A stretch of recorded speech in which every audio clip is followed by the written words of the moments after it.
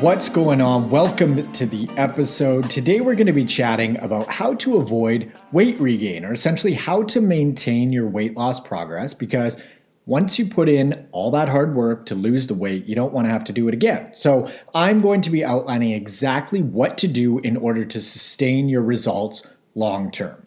Now, to be honest, the weight gain statistics are not all that pretty. The majority of folks do actually regain their lost weight, and this happens for two primary reasons. The first one is they implement an unsustainable strategy right out of the gate. So something like a juice cleanse would be an extreme example of an unsustainable strategy because you're not going to drink all of your calories for the rest of your life. So whatever weight you do lose via some detox tea or juice cleanse is going to be regained without a doubt. Essentially, any approach that you're unable to maintain long term is going to be unsustainable by definition. The second reason so many folks regain lost weight is because they revert back to what they were doing prior to losing the weight. So for example, if they cooked the majority of their meals, got plenty of movement in, and prioritized sleep to lose the fat, and then reverted back to eating out for most of their meals, moving minimally and sleeping poorly as a result, weight regain is inevitable. Now, typically weight regain happens quite gradually because most folks don't go from 0 to 100 with their habits, meaning most people aren't going to cook 90% of their meals and hit 10K steps per day until they lose 30 pounds and then the following day start eating out for 90% of their meals and sitting on the couch all day. That's not how this usually plays out. It's typically a gradual process, which is actually why weight regain can be so deceiving and sort of creep up on you in a sense. Now, I'll give you an example. Let's say you've reached your fat loss goal and you're feeling great. You're stoked on how you're looking, and being that you've achieved your goal, you decide that you're going to start loosening things up a little bit. So you start by tossing in an additional piece of toast with peanut butter in at breakfast. You also decide that you can afford to go out for a few more meals per week with some bevies. A couple weeks later, you have an especially busy week at work and your movement starts to slip up. And then the week after that, you head out of town for a long weekend, which then starts to bleed into the following week. And you get the idea, right? Essentially, life happens and your habits tend to fall off one by one, week after week, until all of a sudden your favorite pants don't fit, it's summer, and you don't feel good about being half naked at the beach. So this begs the question, how do we maintain our progress?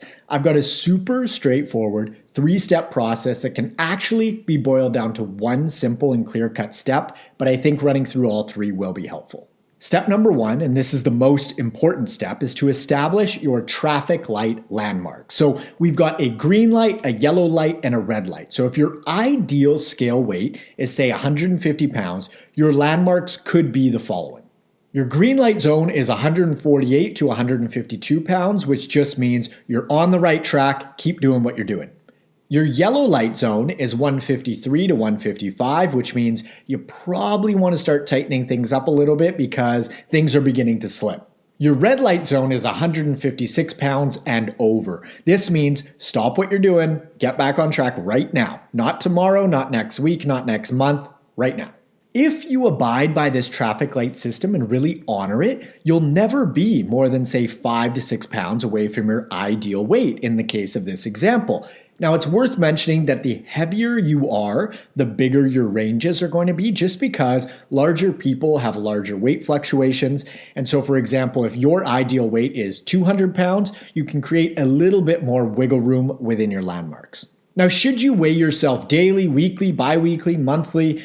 For most people, I would recommend either weighing yourself daily or weekly. The reason being is that if you go with a bi-weekly or monthly cadence, you might start to just fall out of the habit of weighing yourself or simply forget, which is exactly what you don't want to do. So I'd recommend every morning on an empty stomach under the same conditions, or every Monday morning, for example, on an empty stomach under the same conditions, hop on that scale. If you want to write your weight down or track it using some sort of app, that's not a bad idea in the slightest, because the more ways in which you can keep yourself accountable, the better. So that's step number 1. And honestly, you don't need anything other than that, assuming you stay disciplined around its implementation. However, I'm going to outline 2 additional steps or perspectives to take that make staying within your landmarks a whole lot easier. Step number 2 is don't ditch your horse, meaning in order to continue to maintain the progress that you've made, you need to maintain the habits that resulted in that progress in the first place. And the way I like to think about this is via getting a promotion.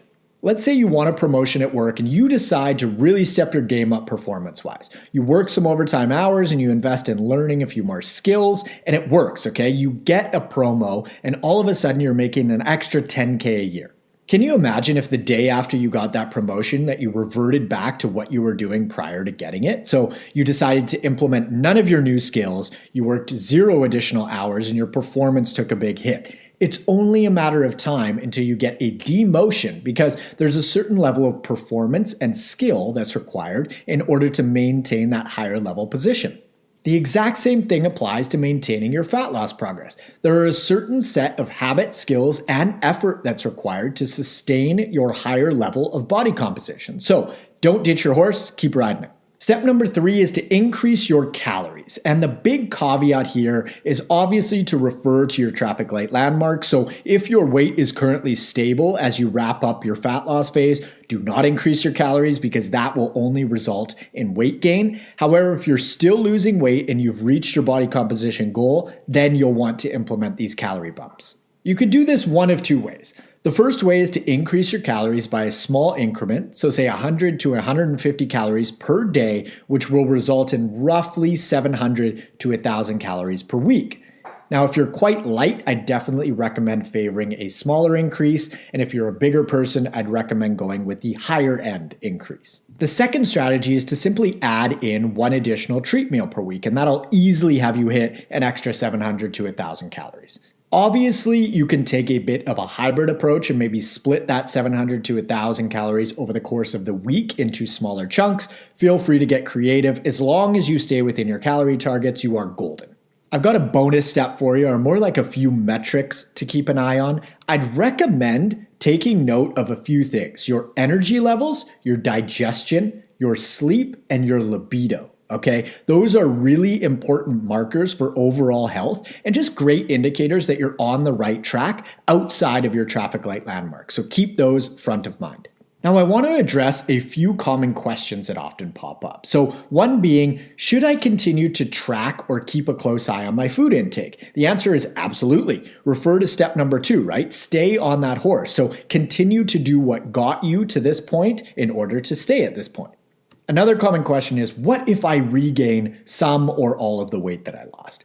If this happens, the first step is to identify what didn't work. So you didn't adhere to your traffic light landmarks, and that's a must. So implement that next time for sure. That's a key learning. Secondly, hop back on the horse because there's really no use in beating yourself up. Action ends suffering, and you're only ever 1 meal away from being right back on track. So get back on it.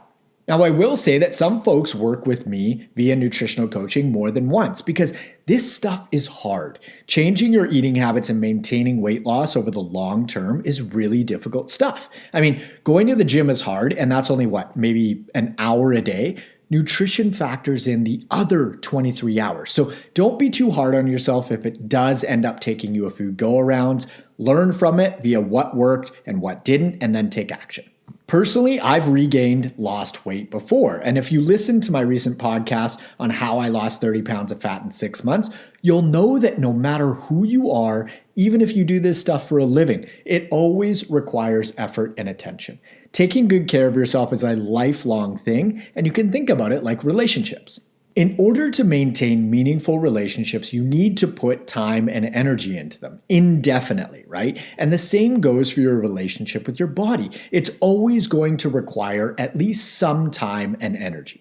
It's absolutely easier to keep up than it is to catch up, and that's why I put this episode together for you guys, but it never becomes absolutely effortless, even for folks like me. And I think that's often liberating for people because it may appear to be easy for folks from a distance, but just know it always requires at least some effort.